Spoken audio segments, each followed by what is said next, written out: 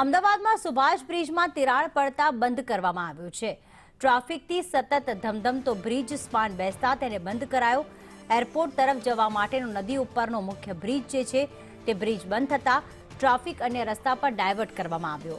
Technical ટીમો સુભાષ બ્રિજનું હવે inspection કરશે। સમારકામ બાદ બ્રિજ ફરીથી ખુલ્લો મૂકવામાં આવશે। આગામી 5 દિવસ બ્રિજ બંધ કરવા નિર્ણય લેવામાં આવ્યો છે। કન્સલ્ટન્ટના માર્ગદર્શન મુજબ આ બ્રિજ મુદ્દે નિર્ણય કરવામાં આવશે।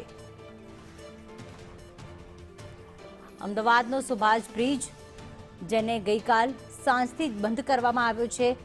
એક તરફનો સ્પાન બેસી જતા અને તિરાડ દેખાતા જે લોકોએ જોયું અને ત્યારબાદ કોર્પોરેશનના ધ્યાને આવ્યું કે એક બાજુનો ભાગ આમ બેસી ગયો છે। હવે 5 દિવસ ઇન્સ્પેક્શન કરવામાં આવશે કે આખરે કેટલા સમય સુધી સમારકામની જરૂર છે। આ બ્રિજને 52 વર્ષ જૂનો આ બ્રિજ છે અને તિરાડ દેખાતા સ્પાન બેસી જતા તેને બંધ કરવામાં આવ્યો છે અને સાથે જ પોલીસ ચોકી વિસ્તાર છે અને એના પછી દધીચી બ્રિજ જે આવે છે તેનો લોકો જે છે ઉપયોગ કરી શકશે, કારણ કે જે આખું શાહીબાગથી જે આરટીઓ છે, સાબરમતી છે, ચાંદખેડાને જોડતો આખો આ બ્રિજ છે તે બંધ કરવામાં આવ્યો છે, જ્યાં દરરોજ લાખો વાહનોની અવરજવર રહેતી હોય છે।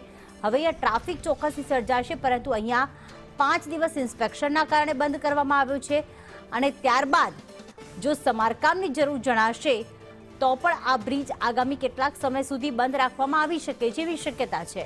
પણ અત્યારે તો 5 દિવસ ઇન્સ્પેક્શન કરવા માટે આ બ્રિજને બંધ કરવામાં આવ્યું છે।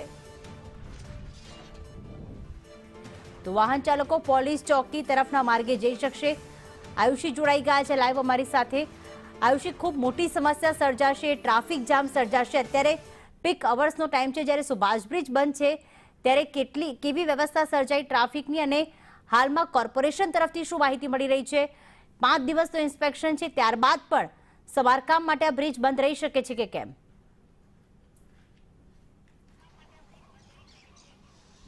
પ્રીતિ, જે રીતે એકાએક જ ગઈકાલે સાંજના સમયે આ જે સુભાષ બ્રિજ છે તેનો સ્પાન જે છે તેમાં ખામી એટલે કે બ્રિજમાં ક્ષતિ સર્જાઈ હોવાનું સામે આવ્યું હતું ને આ બ્રિજ છે તે એકાએક જ બંધ કરી દેવામાં આવ્યો છે। બ્રિજની બંને તરફ બેરિકેટિંગ કરી દેવામાં આવ્યું છે। ન માત્ર ખાલી બ્રિજ બંધ કરાયો છે, પરંતુ રિવરફ્રન્ટથી જે માર્ગો છે કે જે આ તરફ આવતા માર્ગો છે તેને પણ સંપૂર્ણપણે બંધ કરી દેવામાં આવ્યા છે, જેના કારણે ઘણા બધા લોકો છે જે પીક અવર્સના દરમિયાન ટ્રાફિક જામની સમસ્યામાં પણ ફસાઈ ગયા છે અને આખો જે માર્ગ છે તે બંધ કરી દેવામાં આવ્યો છે। અમદાવાદ મ્યુનિસિપલ કોર્પોરેશનની ટીમ દ્વારા જે કામગીરી છે તે પણ શરૂ કરવામાં આવી છે। સુભાષ બ્રિજનો એક સ્પાનનો ભાગ જે છે તે બેસી જતા આખો બ્રિજ બંધ કરવામાં આવ્યો છે। ત્યારે જે એક્સપર્ટ્સની ટીમ જે ગઈકાલ સાંજથી જ અહીંયા ઇન્સ્પેક્શન કરી રહી છે અને બ્રિજમાં ઇન્સ્પેક્શન દરમિયાન જે કઈ રીતે આ સ્પાન કઈ રીતે બેસી ગયો છે તેને લઈને પણ તમામ તપાસ કરવામાં આવી રહી છે।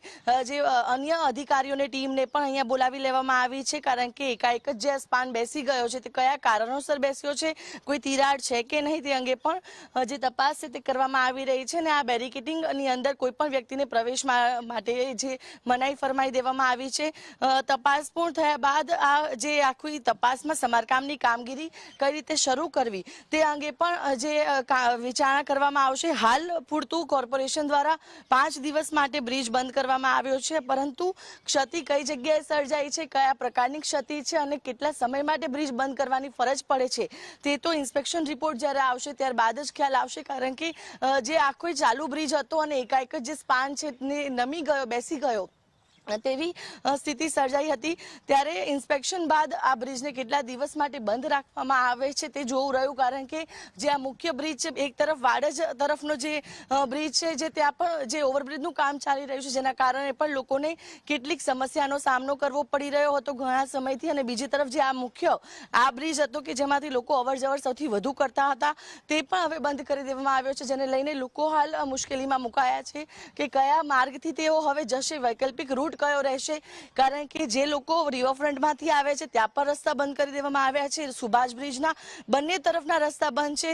આગળની તરફ જ્યારે તેઓ રિવરફ્રન્ટમાં જાય છે તો અન્ય છેડે તેઓ બહાર નીકળે છે, એટલે કે અત્યારે લોકો એક એવી પરિસ્થિતિમાં મુકાઈ ગયા છે કે તે જાય તો જાય કયા રસ્તે, કારણ કે તમામ રસ્તાઓ પર ટ્રાફિક સર્જાયેલા જોવા મળી રહ્યા છે ને આ બ્રિજ હવે કેટલા દિવસ માટે બંધ રહે છે તે પણ જોવું રહ્યું। હાલ પૂરતું કોર્પોરેશનનું આયોજન છે કે 5 દિવસમાં તેની જે કામગીરી છે તે પૂર્ણ કરવામાં આવે, પરંતુ ઉચ્ચ કક્ષાના જે અધિકારી ઇન્સ્પેક્શન માટે આવ્યા છે તે ઇન્સ્પેક્શન રિપોર્ટ તૈયાર કર્યા બાદ જ ખ્યાલ આવશે કે આ બ્રિજનું સમારકામ તાત્કાલિક ધોરણે થઈ શકે તેમ છે કે પછી તેને વધુ સમય માટે બંધ રાખવો પડશે. બિલકુલ આયુષી, આભાર તમામ વિગતો માટે.